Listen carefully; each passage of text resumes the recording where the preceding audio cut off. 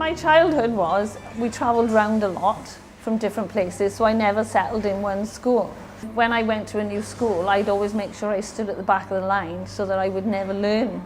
I didn't know how to read till I was 9, and then I just picked up books, started to read a bit, asked other people questions, learned to read a few more words, and then from the age of 9, I just went around every library I could find, just reading every book.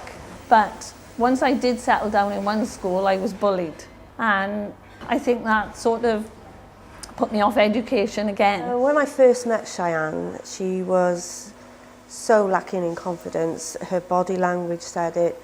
Everything I asked her, she said, "Oh, I can't do that," or "I haven't got the confidence to do that." And I couldn't quite understand why. And it transpired that her childhood had had a huge impact on her life as it was at that moment in time.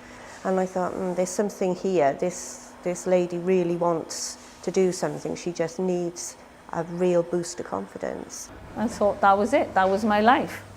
And then when I got to 50 then, well, I was ill. Well, they said I had to go into the office because there was no other work for me. And decided that I needed an education to do the job. And every time I see her, something else has changed. And for me, it's inspirational to see somebody that can turn their life around, that really didn't believe that they had anything left to do in their lives. Well, in work now, I'm a lot more organised, whereas before it was just, everything was just all over the place. And oh, I haven't done that. Whereas now, I am organised. I'll get more into conversations now, whereas before I would just sit there and be quiet. I wouldn't say anything. But now when people are talking, I feel that I've got a right then to come in and say, well, yeah, just join in the conversation. Congratulations, Cheyanne. I think you've been an absolute fabulous student.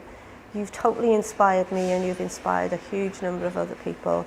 You truly deserve this, and I'm very, very proud of you.